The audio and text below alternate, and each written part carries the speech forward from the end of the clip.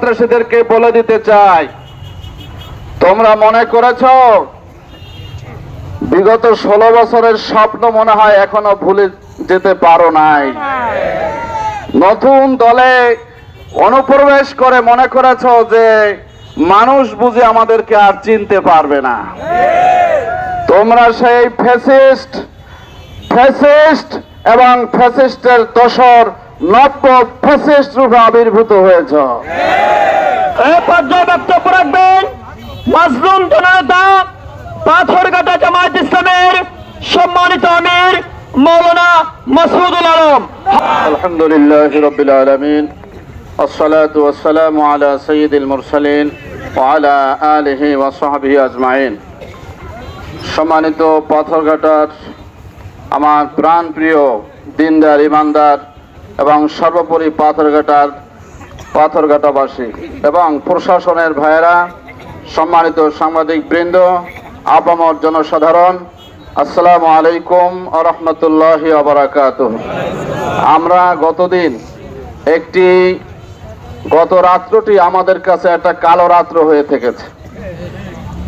পাথরঘাটার মতো একটি জায়গায় একটি শান্তিপূর্ণ ঘরোয়া কর্মী বৈঠকে কিছু সন্ত্রাসীরা আক্রমণ করবেন, সেখানে আমাকে সহ আমার কর্মী ভাইদেরকে আক্রমণ করবেন, এইটা আমাদের কল্পনার বাইরে ছিল। আমরা এটা বিশ্বাস করতে চাই যে পাথরঘাটা একটা শান্তিপূর্ণ এলাকা। আপনারা সেটা বিশ্বাস করতে চান না? আমরা কোনো সন্ত্রাসী কর্মকাণ্ড দেখতে চাই না, আমরা শান্তি চাই। আজকের এই বিক্ষোভ প্রতিবাদ, এটা সন্ত্রাসী সুলাইমান এবং তার লালিত বাহিনী, পোষ্য বাহিনীর বিরুদ্ধে। এইটা সন্ত্রাসীদের বিরুদ্ধে।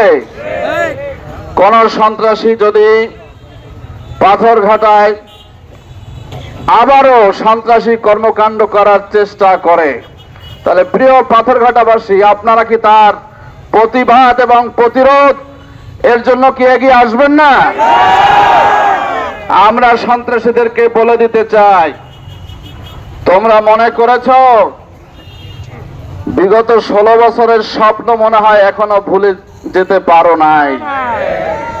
নতুন দলে অনুপ্রবেশ করে মনে করেছ যে মানুষ বুঝি আমাদেরকে আর চিনতে পারবে না।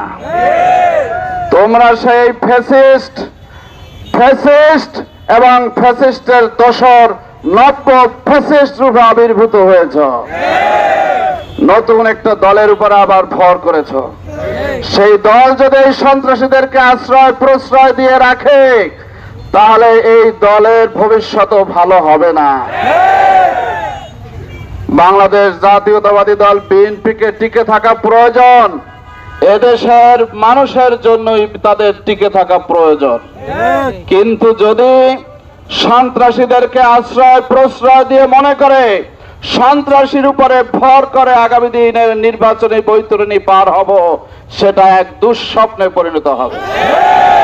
সম্মানিত ভাইরা, আমরা প্রশাসনের দৃষ্টি আকর্ষণ করছি, অবিলম্বে এই সুলাইমান সাদিক সহ তার পালিত, আমরা শুনতে পাই তার বাসা বাড়িতে খুলনা অঞ্চলের আঞ্চলিক ভাষায় কথা বলে এরকম 8-10 জন লোক সবসময় অবস্থান করে। এরা কারা? এরা যদি বেড়াতে এসে থাকে, কয়দিন বেড়াবে তারা? আমি প্রশাসনের কাছে বিনয়ের সাথে অনুরোধ করব, এই পাথরঘাটা আমাদের সকলের। এই পাথরঘাটা আমরা সকলে শান্তিপূর্ণভাবে আমরা আমাদের অবস্থান নিশ্চিত করতে চাই। স্বাধীনতার মানে হচ্ছে নিজের মতামত প্রকাশের স্বাধীনতা।